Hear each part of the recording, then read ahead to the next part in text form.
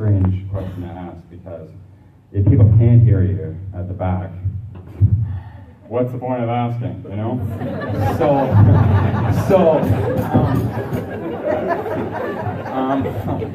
So I'm glad that everybody can hear me at the back. There's just a few things that I wanted to say. I gotta hold this too closely. Yeah, okay, I think I got it now. So I wanted to say a few things. I have a few notes down, so a few ideas of what I'm gonna say. When I used to work, I used to give a lot of public, not a lot, well, public sometimes, but presentations, and it's been a while. So having said that, I'm happy to have the opportunity to do it. I just want to talk and make a few points. The first thing I want to do is I want to thank Kim and her family. I've met Kim, I've met all of her family, and it's really an incredible thing, I guess, for this kind of an event to happen. You know, it really is. I mean, I thought about it yesterday, and that the idea that this does not happen very often, where you have 5 people in a room like this that have ALS. You have a lot of people that care about those people, that are attached to those people in some ways, and it's rare. And I guess in some ways, for me anyways, it normalizes the experience. In other words, in this room right now, talking about ALS is normal. We're talking about it. But out there in public, really, I mean, many people I've talked to just flat out don't know what it is. They think, well, is it MS? Is it like MS? Is it fatal? A lot of people don't necessarily know what it is because it is rare. I mean, 3,000 Canadians have it. That's not a lot. So yeah, I wanted to thank him and mention that. So my name is Barry Law, and I was diagnosed with ALS in May of 2015 at 42 years old. And yeah, what can I say? It sucks. It does. Having said that, it's reality. It's just what it is. It happened. There's a couple of experiences for me that stand out. I won't go through all of them. Trust me, you don't want me to go through all of them because it's gonna go on. One experience I do remember is that I was diagnosed by a general neurologist in March of 2015 with ALS, which of course is the last 3 letters that you want to hear when you have leg weakness. But having said that, 2 months later I had to go to an ALS specialist. Actually, it was Dr. Zinman, who would either confirm or deny the diagnosis. And yes, I think it's already been mentioned that it's a diagnosis of exclusion. Essentially, they look for everything else that it couldn't be, and if they can't find anything else, that's what it is. It's like Alzheimer's, really, in some ways. I got my phone, darn. It's too bad it dimmed. It's not too bad. It saves the battery life, but sometimes it's too bad.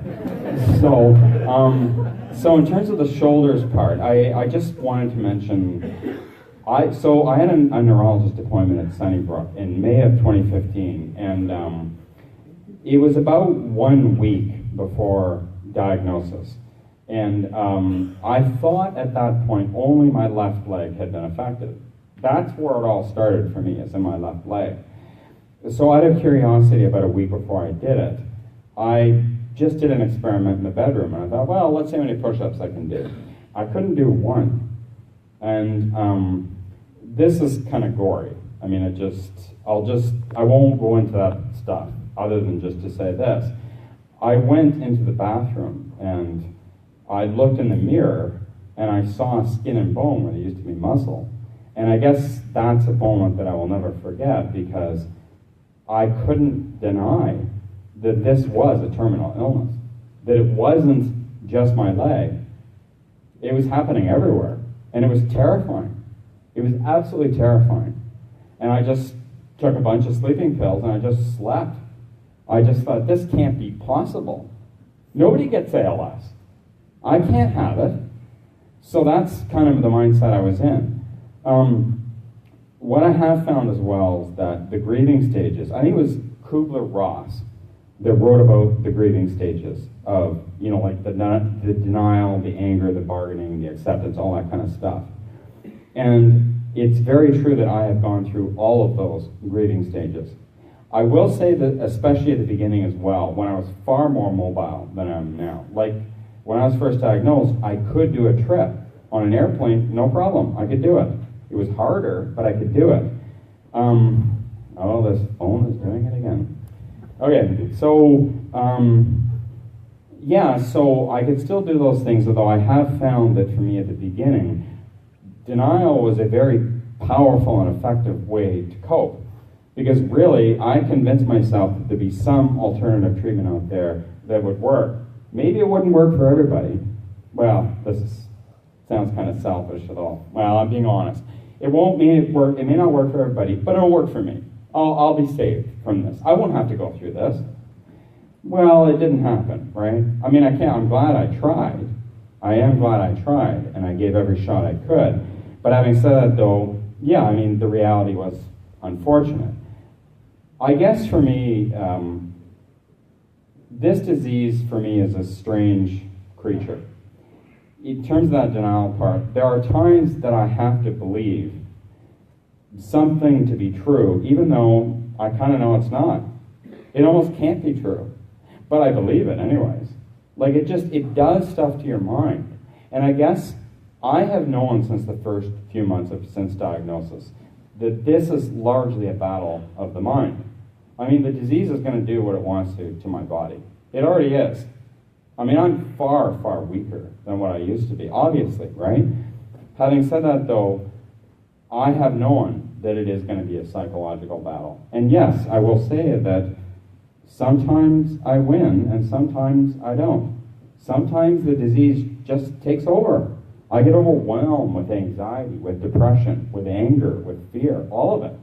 It can't be happening. I mean, that's been the reality for it. And I guess to put it on a bit of a more positive note, for me in my experience, my outlook has really mattered a lot. It has. And I've asked a lot of questions about why all this is happening. The philosophical questions.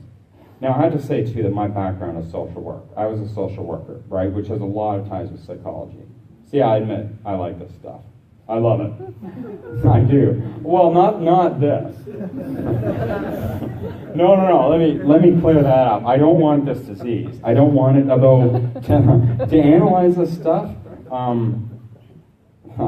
well, I wouldn't call it pleasure, but it's interesting to me. So, I guess for me, like on my most positive days, instead of looking at this disease, like it goes back to the philosophical part of why me, why did this happen to me, is there a God?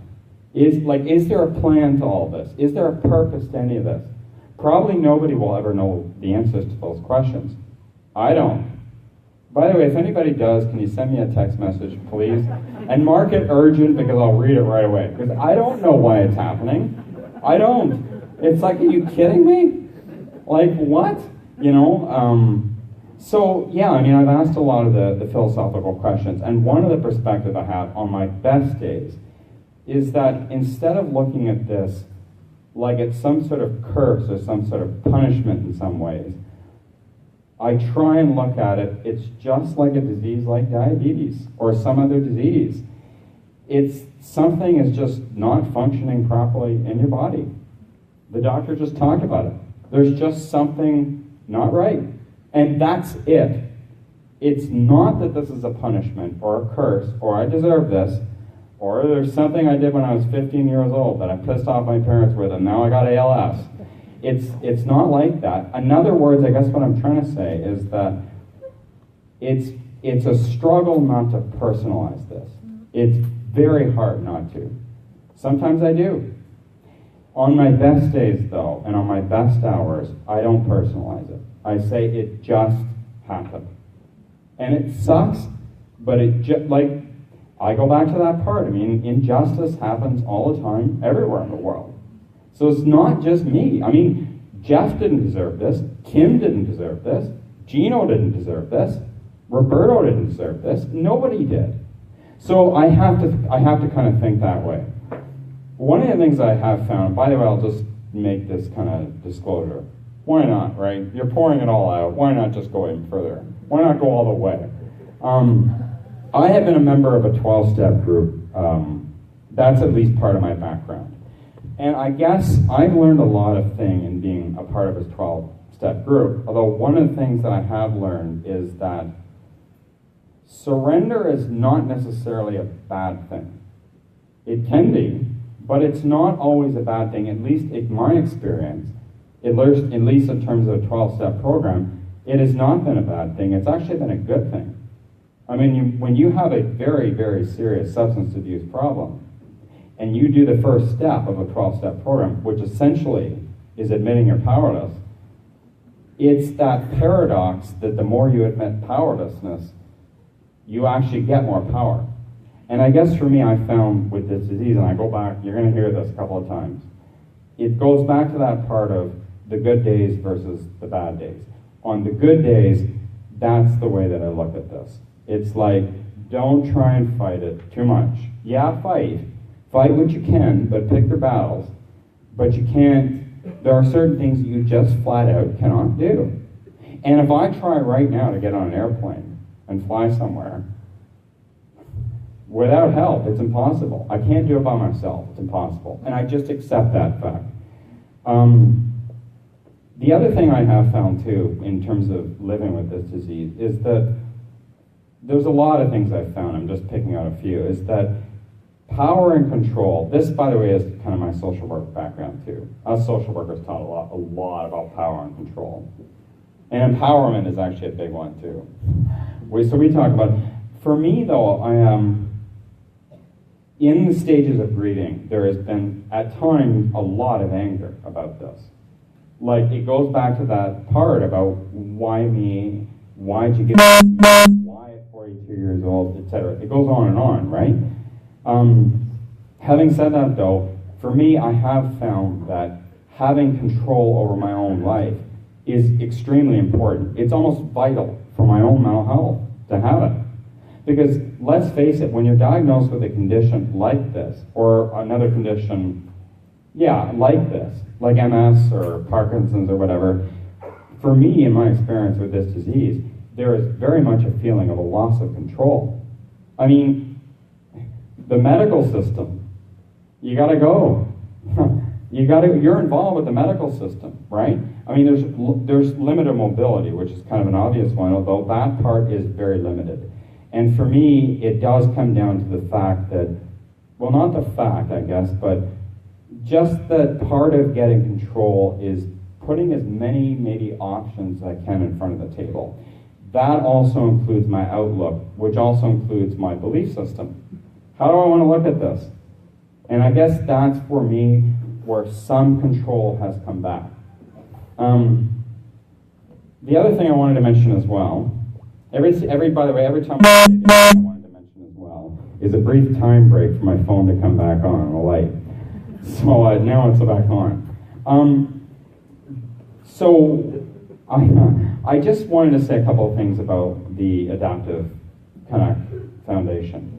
For one, there's a lot of things I could say about it, though obviously time is limited. Although I can say that just the experience that I've had, it is a very proactive group, highly, highly proactive group.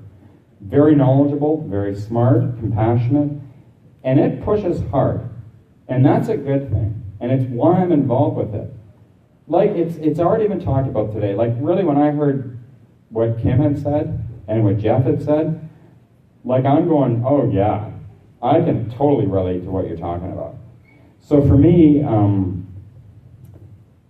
it's very proactive, it's knowledgeable, it's compassionate, and it does push hard. And sometimes you need that. You do. I mean, our lives depend on it, kind of thing. We also do teleconferences with the Adaptive Canuck Foundation, which I have found have been very helpful.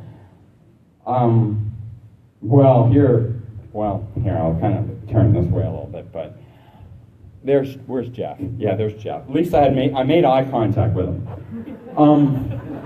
Well, I did more than that, but he is. Jeff is somebody. I'm not looking at him right now, but he can hear me. He's looking at you. Okay, good.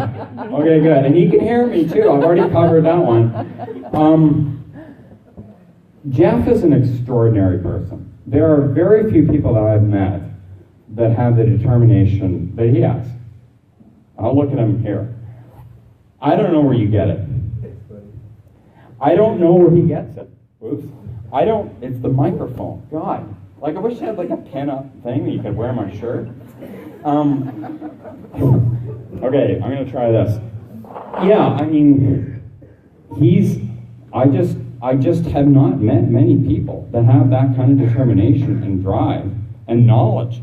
I mean, you talk to him, and we've already heard you talk. I mean, I talked to him more. He's a doctor, for God's sakes. He's not, but he sounds like one. I don't know. Something is going on. Like, there has to be. So, I guess for me, that involvement and that conversation that I've had with Jeff has been. It's not just been with Jeff either. It's been with Kim. It's been with everybody that's in it. But yeah, I mean, that's a very big part of it too. I'm almost done here. It's this phone again. Okay. So yeah, I guess the last point that I would add as well to that is part of the reason why I'm involved with this foundation is that there is a sense of fellowship. You touched on this. There's very much a feeling sometimes with a disease like this that's this rare. Really, if I had to just put it out there, there's a lot of loneliness at times. You sit there and it's like, social work 101 is that people with disabilities are an oppressed population. The world is not necessarily always designed for people with disabilities.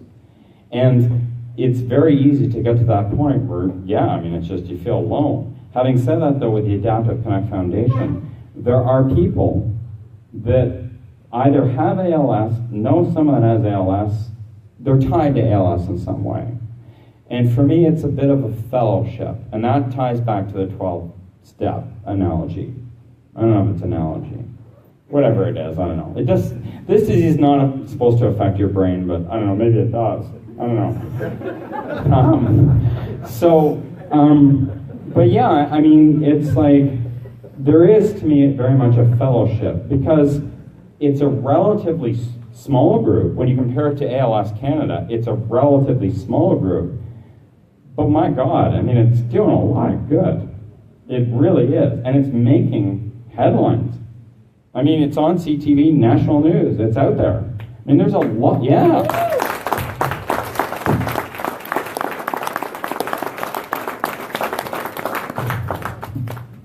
Yeah, it's been on there a few times. And you meet Justin Trudeau, oh my God. I told Jeff when he met him, I said, you should put that on your resume. My God, if you ever get better and find a job, go and tell somebody you met him, So no, I guess for me, it is a fellowship, very much so in it, and it does very much help with venting with other people that have it, not feeling alone. I could go on and on and on about the benefits. Your own podcast, I think. What's that? You gotta get Barry's ALS podcast. I'm good for it, man. I'm good for it, man. I love some of this stuff. You can tell, So, the last thing I wanted to say too is that was the last thing, but the really last thing